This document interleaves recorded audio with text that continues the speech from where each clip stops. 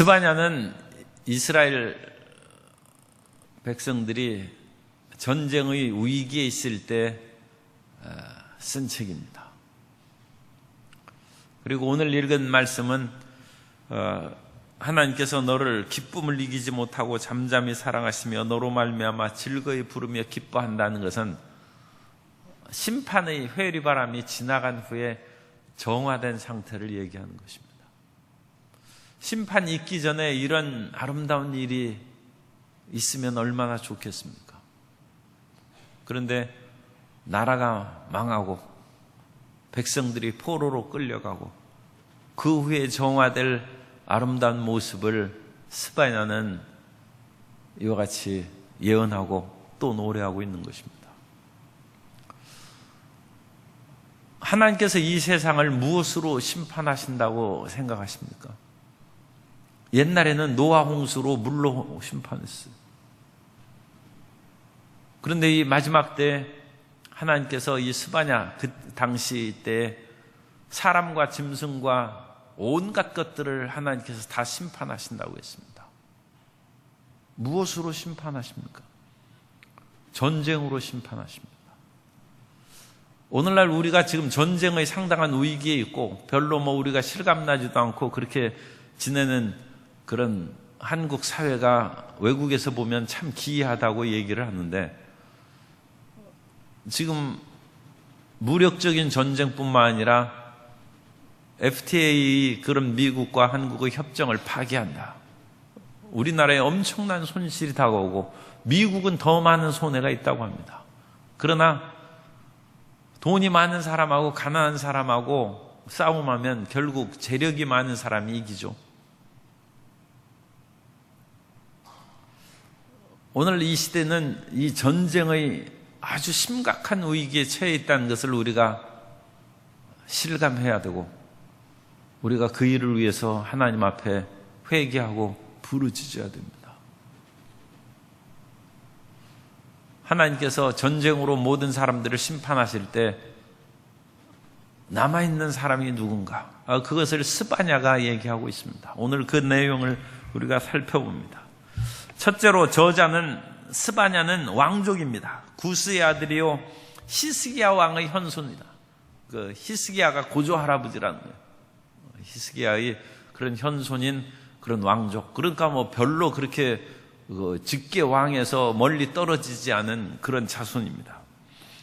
젊은 나이에 그렇게 부르심을 받고 요시야 왕 때 활동을 했고, 요시야 왕은 어렸기 때문에 요시야 왕의 그런 그보다는 이제 더 나이가 많은 종친이죠. 예레미야도 그 시대에 이제 활동을 했습니다. 그런데 스바냐는 야훼께서 감추신다. 스바냐, 야훼의 축약형이 제일 뒤에 있습니다. 그래서 야훼께서 감추신다. 왜 감추시는가? 재앙의 날에 하나님께서 감추신다는 것입니다. 그러니까 어떤 재앙과 고통이 다가온다 할지라도 하나님께서 숨기시고 감춰두시는 사람이 있다. 그래서 우리가 하나님의 숨김받은 자가 되려면 어떻게 해야 되는가? 어떤 재앙 가운데 내두더라도 감춰두시는 것이 무엇인가? 하나님께서 욥의 주변에 있는 모든 것을 걷어가셨어도 욥의 생명만은 건드리지 말라. 하나님께서 그걸 감춰두시고 숨겨두신 것이죠. 욥이 그 생명, 차라리 죽었으면 좋았을 것을 하는 그런 그 절규를 했음에도 불구하고 그 남겨준 불씨로 말미암아 욥이 살아났고 갑절의 복을 받은 것입니다.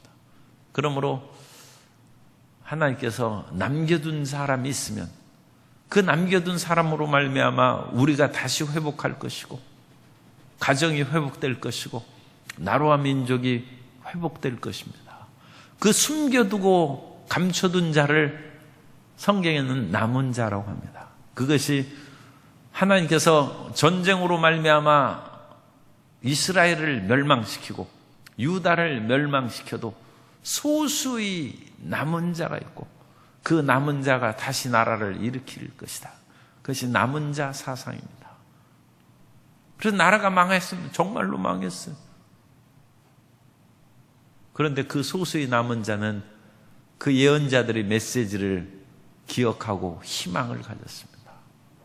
모든 것이 불타 없어지고 전쟁으로 폐허가 됐어도 반드시 하나님께서 다시 일으키실 것이다. 불굴의 믿음이에요. 불굴의 믿음. 하나님이 징계하셔서 나라를 멸망시켰는데도 믿음이 살아남아서 이제는 웬만한 어떤 일로 인해서 시험을 당해도 이 하나님의 백성들이, 유다 백성들이 믿음을 잃어버리지 않아요. 그건 대단한 것이죠. 그래서 그런 믿음으로 수천 년을 살아왔습니다. 시대 배경은 그 스바냐가 활동할 시대에는 이제 아수르가 아직 완전히 멸망하지 않을 때, 점차 지금 쇠약해서 멸망해 갈 때고, 바벨론이 새롭게 등장하던 그런 시대입니다. 그래서 아시리아라는 대제국을 바벨론이 멸망시키고, 우리가 아는 것처럼 바벨론의 느부갓네살 왕이 유다를 멸망시키고, 또 아는 것처럼 다니엘을 포로로 붙잡혀가고, 에스겔이 포로로 붙잡혀가고, 요야긴 왕이 포로로 붙잡혀가고, 시드기야 왕은 두 눈이 뽑혀서 그와 같이 바벨론으로 끌려가고, 나라는 망하고, 그것이 바벨론입니다. 그래서 바벨론의 엄청난 세력이 다가오는 그 시점, 아직 망하기 전에 이제 스바냐가 예언하고 멸망까지는 직접 체험하지는 않은 것 같습니다. 그래서 목적은 하나님은 죄를 미워하시며 심판하신다는 것입니다. 그래서 하나님께서 결국 나라를 멸망시키고 사람들을 징계하는 것은 죄가 있기 때문에, 그리고 그 악은 하나님은 오래 참으시는데 더 이상 견딜 수 없다는 거예요. 아모리 족속의 죄가 관영한 즉 하나님께서 그들을 쫓아내시고 여호수아가 이끄는 이스라엘 백성으로 그 땅을 차지하게 하셨어요. 아브라함이 처음에 그 땅에 왔을 때는 그 땅을 주신다고 약속은 했지만 아직 아모리 족속의 죄가 관영하지 않냐면, 그 죄가 아직 무르익지 아니하였기 때문에 하나님께서 기다리라고 하십니다. 그래서 400년 동안 그 아브라함의 그 후손들이 애굽에 들어가서 거기에서 기다리고, 또 그 안에서 애굽의 젖줄을 먹으면서 큰 민족으로 성장한 것입니다. 그러나 죄가 관영하면 하나님께서 더 이상 지켜줄 수 없습니다.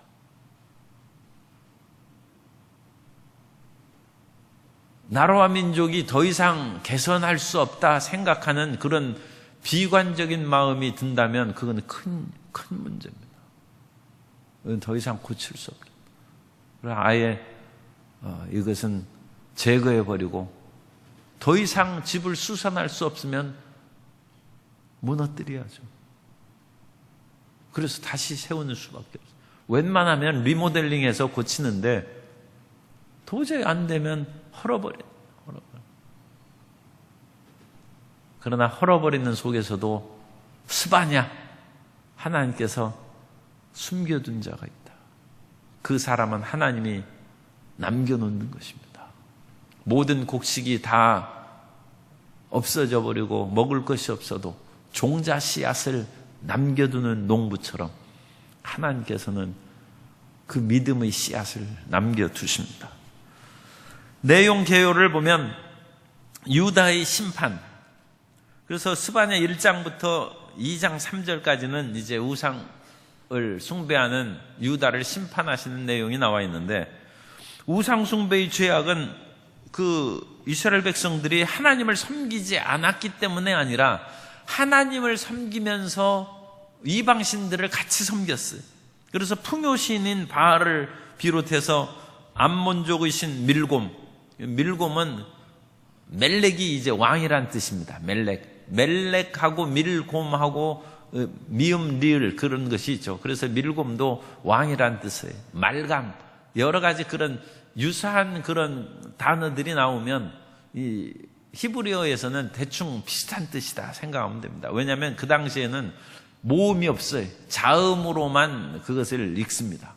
그래서 그 자음으로만 기록하기 때문에 모음 붙이는 것이 지방이라든지 다른 나라에서 조금씩 달라요. 그래서 모음이 다르다 할지라도 자음이 같으면 대부분 같은 뜻이겠건 그렇게 생각하면 또 비슷합니다. 그래서 이 멜렉, 말감, 밀곰 뭐 그런 것들이 다 이제 그들이 섬기는 거짓신 왕적인 존재를 말하는 것이고, 어쨌든 유다 백성들이 이와 같이 하나님을 섬기면서 우상을 같이 섬깁니다.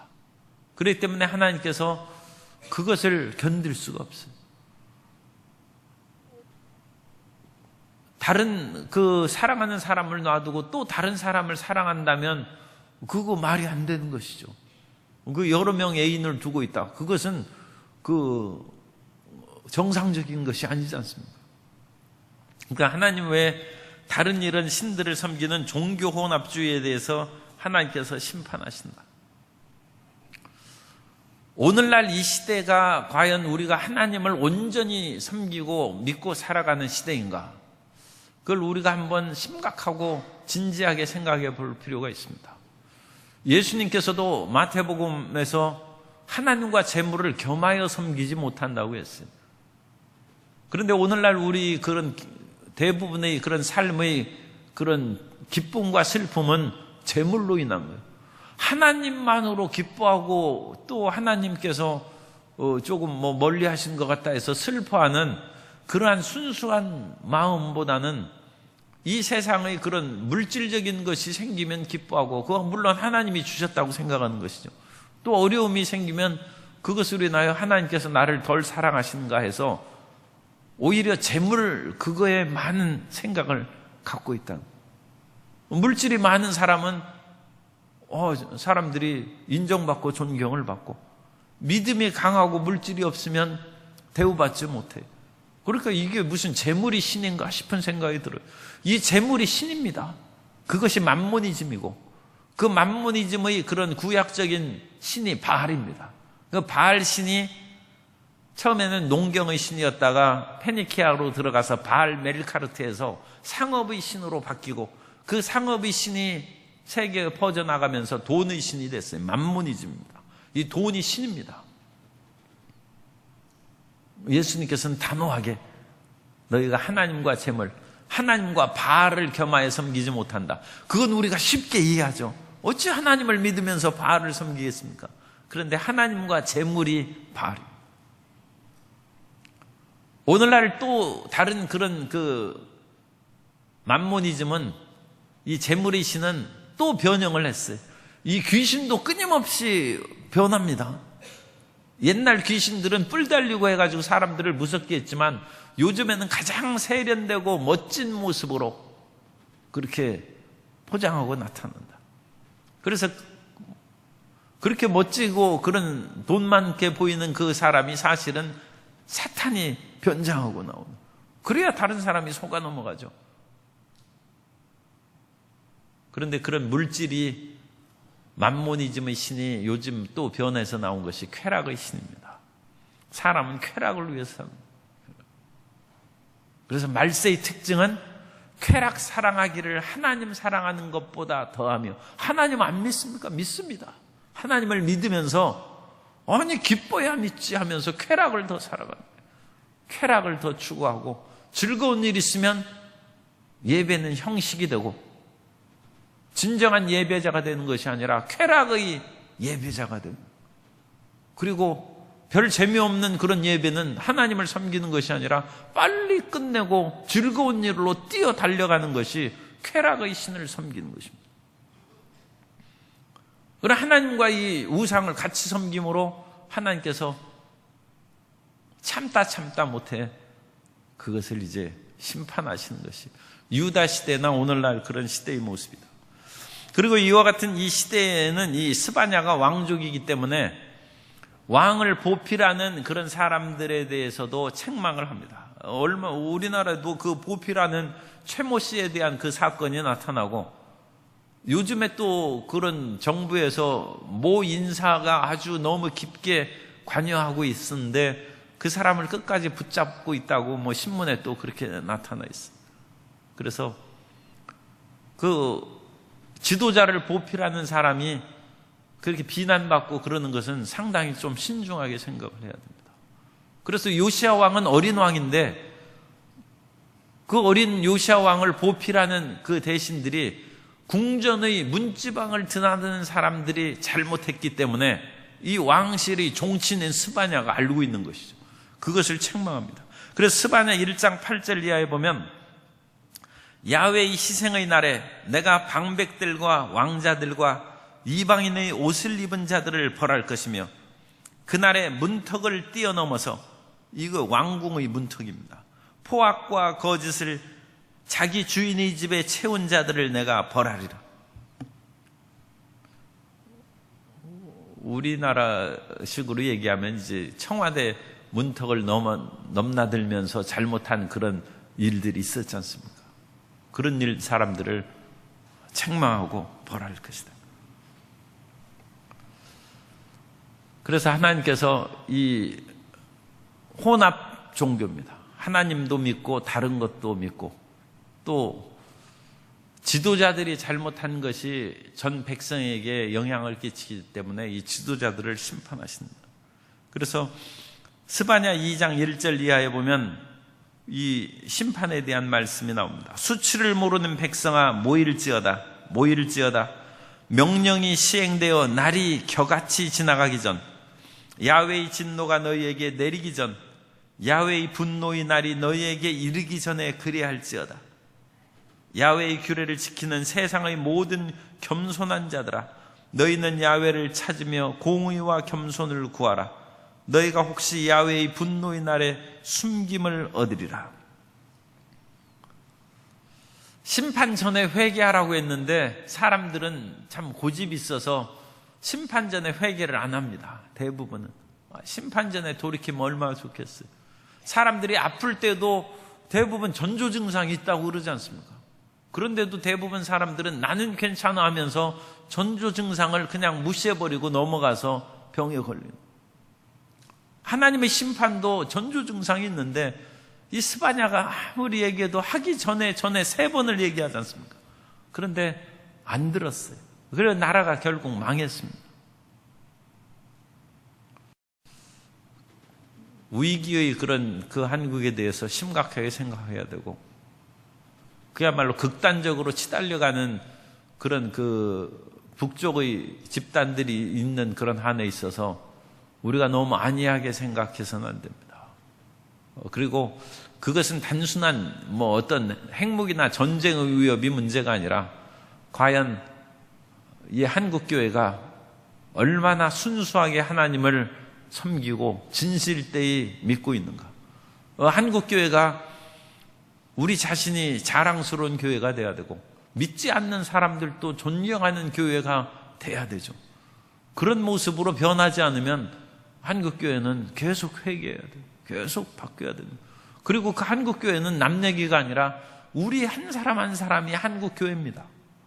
우리 한 사람 한 사람이 그렇게 돼야죠. 그렇게 해서 존경받고 정말 다른 사람에게 칭찬받는 사람으로 우리가 바뀌지 않으면 하나님께서 강제적으로 정화시키는 강제적으로. 그런데 강제적으로 정화시키는 그 방법이 노아 시대는 홍수인데 구약 이대로 이후로 수천 년 동안은 전쟁으로 심판하셨어요. 19세기에 유토피아의 그런 사상이 만연하기 시작했어요. 그래서 근대주의가 들어가면서 근대주의 그런 최종의 그런 그 진리 판단의 기준은 이성입니다. 인간의 이성으로 아름다운 세계를 건설할 수 있다. 그래서 19세기는 이성의 최고 시대예요. 그런데 그것이 20세기에 들어와서 1차 세계대전으로 산산조각이 났어요. 가장 이성적인 유럽에서 전쟁이 나서 이제까지 어떤 전쟁보다 유례가 없는 처참한 그런 사륙을 강했어요. 인간의 이성이 무너졌어요. 그 다음에 나온 것이 다시금 하나님 중심으로 돌아가는 신정통주의 새로운 신학이 등장해요. 사람의 이성이 무너지자 다시 하나님에 대한 경외의 그런 사조가 유럽에서 또 다시 일어났습니다. 하나님 안에서 그런 온전한 그런 회개와 마음의 변화가 필요하다. 두 번째, 열방과 유다의 심판이 스바냐 2장 4절부터 3장 8절까지 나오는데 열방의 심판입니다. 그래서 블레셋, 모압, 암몬, 구스, 아수르 이런 모든 나라들을 하나님께서 심판하신다. 그런 나라들이 하나님의 백성들을 우습게 여기고 하나님의 나라를 멸시했어요. 그러니까 우리나라가 지금 혹시 한국교회가 부족한 것이 있어도 우리보다 하나님을 믿지 않는 나라들이 우리를 비웃고 그러면 그 나라도 심판당하는 거예요. 걱정할 건 없어요. 우리를 우습게 여기는 나라도 하나님이 심판하십니다. 그러나 중요한 것은 그런 열방이 심판받는 그런 것보다 중요한 것은 우리가 정화되고 바르게 되는 것이 더 중요하죠. 그래서 이 하나님의 백성들을 우습게 하는 그런 아수르를 일찍이 하나님께서 심판하셔서 아수르의 그런 신하가 와서 우리가 모든 열방을 다 정복하고 그 열방의 신들을 우리가 이겼는데 예루살렘의 신이 무슨 신이기에 우리를 이와 같이 공격하는 데서 너희를 보호하고 건질 수 있겠느냐. 하나님을 만홀히 여겼어요. 그래서 하나님께서 그 말을 들으시고 이사야 선지자를 보내서 이 백성을 다시 원래 있던 곳으로 갈고리를 꿰어가지고 돌이킨다. 18만 5천 명의 군사가 죽었어. 그 역사적 사실입니다. 18만 5천 명이 실질적으로 죽었다는 것이 역사 기록에는 없어요. 성경 외에는. 그런데 역사 기록에 아시리아의 수도에 있는 그런 벽화에 그려져 있어요. 라기스, 예루살렘의 주변 도시를 공격하고 정복하는 그 벽화를 그렸지만 예루살렘을 무너뜨리는 벽화가 없어요. 수도를 무너뜨리면 수도 함락한 걸 그려야죠. 그런데 그 사람들이 그걸 안 그렸어요. 왜요? 함락을 못 시켰기 때문에 그렇습니다. 그건 역사적 증거입니다. 벽화에 남아있어요. 그래서 실패했어요. 그 대제국이 조그만 유다를 함락을 못 시킨. 그러니까 하나님을 함부로 얘기하면 잘못 믿고 우상숭배, 혼합종교로 살아가는 그런 백성들도 심판하지만 그런 백성을 비웃는 주변 나라들도 처절하게 심판하시는 거예요. 그래서 유다를 심판하시는, 그래서 열방을 심판하고 유다를 그 다음에 심판하는데 세 번째 유다에 대한 심판 그거 보면 스바냐 3장 3절 이하에 나와 있습니다. 그 가운데 방백들은 부르짖는 사자요 그의 재판장들은 이튿날까지 남겨둔 것이 없는 저녁 이일이요 선지자들은 경솔하고 간사한 사람들이요 그의 제사장들은 성소를 더럽히고 율법을 범하였도다. 방백, 재판장, 선지자, 제사장 이런 지도자들이 잘못함으로 심판하신다. 참 재판도 잘해야죠. 재판을 이리 했다 저리 했다. 그리고 또 재판은 법에 의해서 하는 것이 아니라 이제 재판은 정치라고 또 그런 얘기를 한 그 사람이 보도가 됐어요. 그러면 정치하지 뭐하러 법 공부합니까? 그러니까 그런 생각을 가진 사람들이 재판하면 이 성경에 그러니까 재판이 무너지는 거예요. 그러면 그 나라의 법이 무너지고 기강이 무너지고 하나님이 더 이상 수선할 수 없으면 전쟁으로 무너뜨리는. 그런데 너무 걱정하실 것이 없는 것이 어쨌든 우리나라 전쟁이라든지 그런 전쟁 나면 정화는 될지 몰라도 나라는 망합니다. 참 그런 비극이 있어서는 안 됩니다. 우리가 그것을 위해서 끊임없이 기도해야 되고 그리고 그 가운데서도 하나님께서는 모든 사람 다 멸망시키지 않고 스바냐 남겨두는 사람이 있어요. 숨겨두는 사람이 있어요. 그래서 3장 9절부터 20절까지는 구원의 약속입니다. 구원의 약속 해서 하나님께서 남겨둔 사람이 있다. 스바냐 3장 12절을 우리 다 같이 읽겠습니다. 내가 곤고하고 가난한 백성을 내 가운데에 남겨두리니 그들이 야훼의 이름을 의탁하여 보호를 받을지라. 그 당시 늑탈하고 신나서 살아가는 사람은 방백이요, 재판장이요, 선지자요, 제사장들이고, 곤고하고 가난한 사람, 이 사람은 억눌린 그런 믿음의 백성들입니다. 그러니까 여기서는 반드시 그냥 가난한 사람이라기보다는 사회적인 구조학에 의해서 제도하에서 가난하게 된 믿음의 사람들을 말합니다. 그런 사람들을 하나님께서는 남겨두신다. 그러니까 혹시 우리나라형 사정에 적용시키는 것은 그 문제가 있습니다만, 물질적인 어려움이 있으면 걱정할 거 없어요. 하나님이 그 사람 남겨두십니다. 그 사람 곤고하고 가난한 백성들을 남겨두시고, 어지러운 시대에 치부하는 자는 부끄러운 것이 될 수 있어요. 그것은 올바르지 못하는 그 치부하는 것이죠. 그런 사람들은 제거되고 곤고하고 가난한 사람들을 스바냐는 남겨둔다고 했습니다. 그리고 그 모든 사람들이 때가 되면 다시 회복되어서, 그건 지금 먼 훗날입니다. 그러나 그런 일이 있어서는 안 되죠. 나라가 망하고 그 훗날에 그 남겨둔 사람들이 하나님으로 인하여 기뻐하고 즐거워하고 예루살렘의 위대한 회복이 이루어질 것이다. 실질적으로 이스라엘 백성들은 망하고 포로에서 70년 만에 돌아와서 모진 고생하면서 다시 성전을 제거해서 예루살렘에 다시 믿음의 그런 새세기가 전개됐지 않습니까? 수백 년 걸려요. 수백 년. 한 번 잿더미가 돼서 건설하는 것은 수백 년 걸립니다. 정말 6.25 전쟁이 일어나서 1, 20년 만에 경제 부흥을 일으킨 건 한강의 기적입니다. 이건 기적. 하나님께서 참 일제강점기에 너무 고생하고 전쟁으로 고생해가지고 순식간에 우리를 회복시켜 주셨는데, 다시 무너지면 수백 년 걸립니다. 그러나 믿음의 씨앗은 남아있을 것입니다. 어떤 경우에도 우리는 좌절하지 않고 믿어야 되고, 이 스바냐는 똑같이 두 가지 사상을 얘기합니다. 하나는 심판의 날, 야훼의 날, 야훼의 심판의 날이 올 것이다.